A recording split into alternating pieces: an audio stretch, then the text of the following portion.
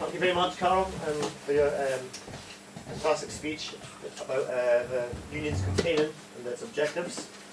Okay, our next speaker is Anne Thomas from the Green Party. She very kindly stepped in at short notice.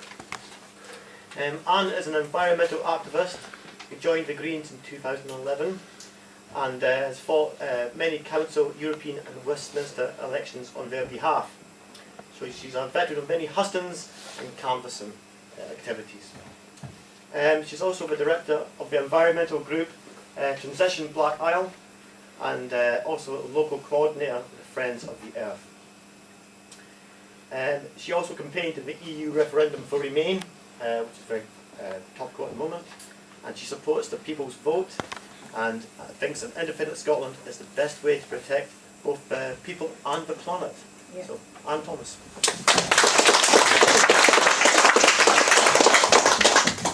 I thought I'd start with a quote which I thought would appeal. So, Brexit, noun, the undefined being negotiated by the unprepared in order to get the unspecified for the uninformed. So that was on Facebook, and it just I thought it just summed up the mess we're in, really.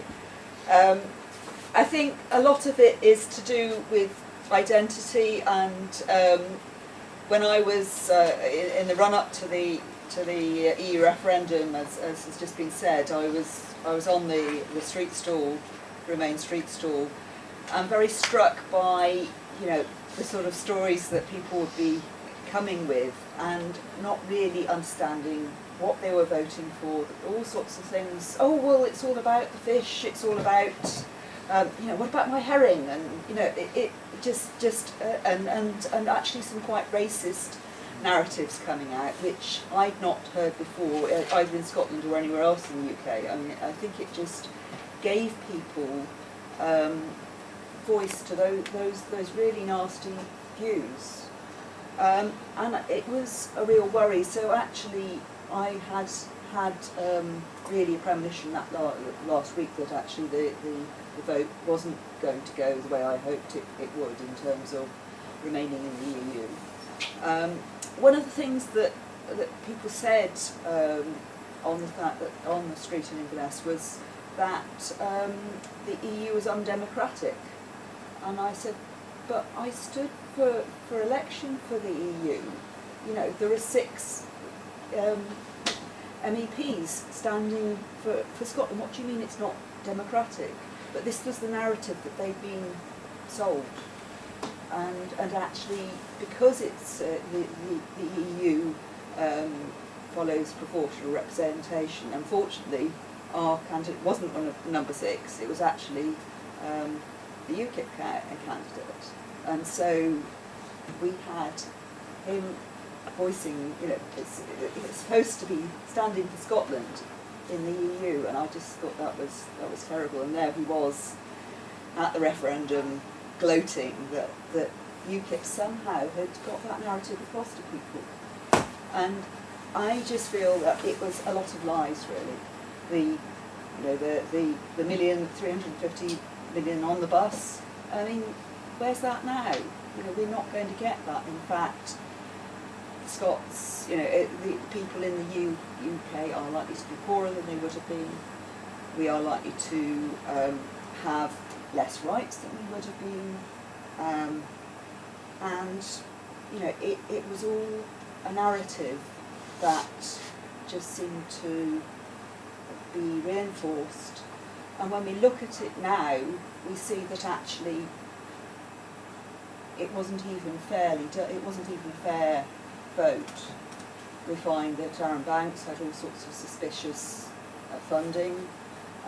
We find that Cambridge Analytica was harvesting data and posting things on people's Facebook page. And actually, it was quite interesting when I went on. I quite often will go on other websites to see what the other half is saying, because otherwise I think, well, I'm in this bubble and everybody's supporting what I think, but what are they saying? And as soon as I did that, I actually found that I was being bombarded by these messages, and so you could see how that was actually happening to people. And now we're realising that actually, maybe that funding for Cambridge Analytica wasn't even from the UK. Maybe it was from Russia. Certainly, there's been questions about the US election. So we're left with people saying, "Oh, but the people have spoken." Well, yes, the people did speak 2 years ago, but actually, they didn't quite know what they were saying, because the arguments weren't well made. And I contrast that with the Scottish referendum, which I think was well argued. There was a leaflet, and people could actually read through it and decide this is what the proposal is. And even for the EU referendum, even the Leavers thought they were. If you spoke to different Leavers, they thought they were voting for different things, and so the Leavers aren't now getting anything like the deal they thought they were voting for, and the Remainers are getting something that's much worse than they ever imagined. And so the Scottish Green Party, Highland Branch, actually took a motion to our autumn conference this year and said we support a people's vote, and that actually got through the Scottish Green Conference. It had already been policy in England and Wales, which is a separate party. So that's our clear decision, which was brought by the local branch, and actually that's now gone through Holyrood as well. That is Holyrood policy to support a people's vote. I mean, it's not actually clear what form that would take, but I do think that given the sort of mess that we're in terms of there really isn't a solution for the Irish problem or Gibraltar, or the fact that Scots voted 62% Remain, and yet we're going to be dragged out of the EU without any acknowledgement that that's a problem for us.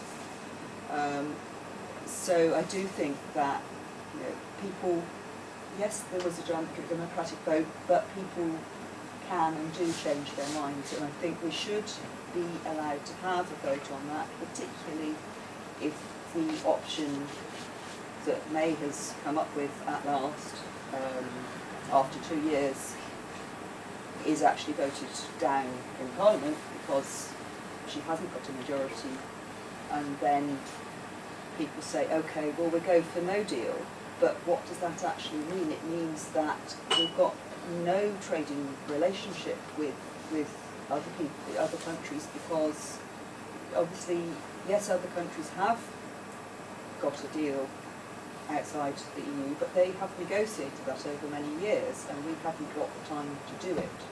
So that is a really worrying option, I think. I don't think the option that May has negotiated is at all good.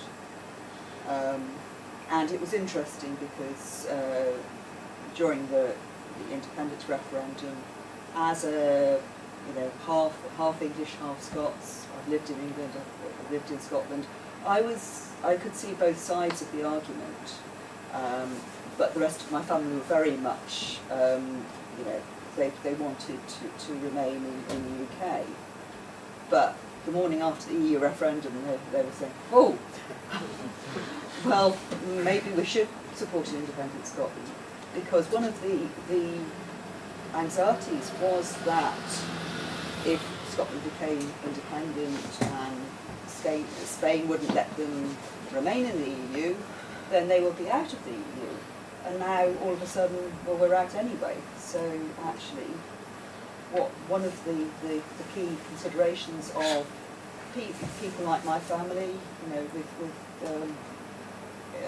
people from England, people from other parts of the EU, and I think there are 185,000 EU citizens, or there were 2 years ago. That's probably gone down. But they were anxious. and yet those EU citizens didn't get a vote on Brexit at all. And so people that have worked 30, 40, 50 years in this country are now feeling like they don't matter, that they're less than second-class citizens, and they're actually saying, well, maybe I should go back to Holland or Poland or wherever, because I'm not welcome here.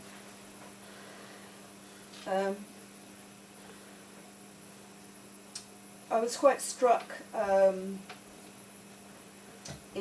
stood in 2015 for the election, and we had a specific hustings on TTIP, which was a trade deal which was supposed to be between the EU and America, Transatlantic Trade and Investment Partnership.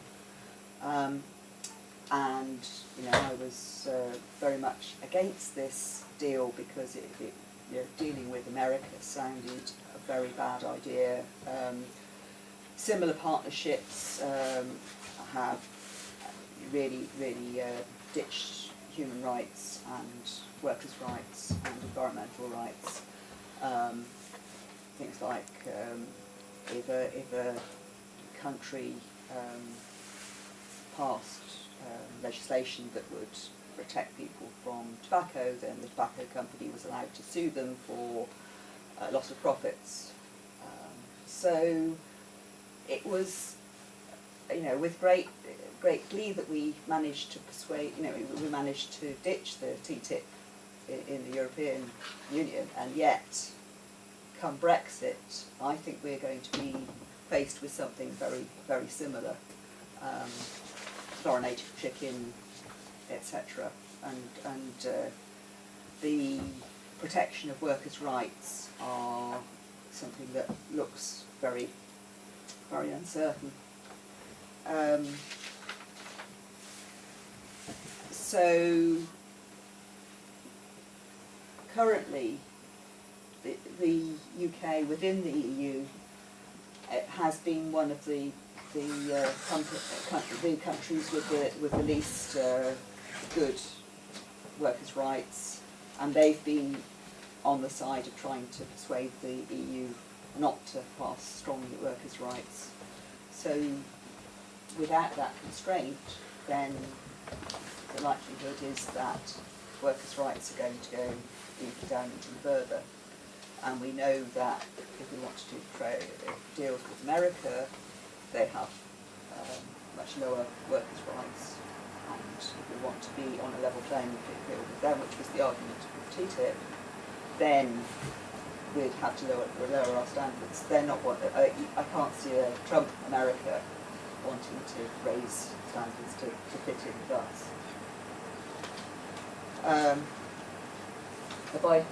How are we doing for time? A few minutes, right.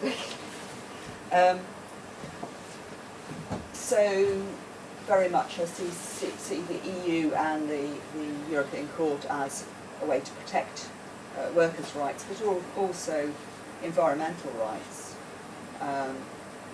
And we know that there's been a report recently from the Intergovernmental Panel on Climate Change saying that we knew it was serious, but actually we've probably only got 12 years max to really sort of plan it out. That's how serious it is. And so it's not something we can do on our own. However good Scotland is, however good the UK is, we've got to work together with other countries, and the EU has been one of the mechanisms of doing that. We've got an emissions trading scheme. We've got just working together throughout Europe on getting our emissions down. The Tories government have been very much dragging their feet. They say they're meeting targets, but it's the bare minimum that they might just scrape onto, and that's not what we need. Paris was it was good that the deal was made, but it wasn't anything like what's required for the science. We're on, I think the latest figures were 408 parts per million CO2. That's gone up massively. I mean, I can remember only 2 or 3 years ago we reached 400 and we thought that was bad, and then it's just continuing to rise. So yeah, we need the EU to work together and really ramp up our action on climate change, because what we're doing at the moment just isn't good enough.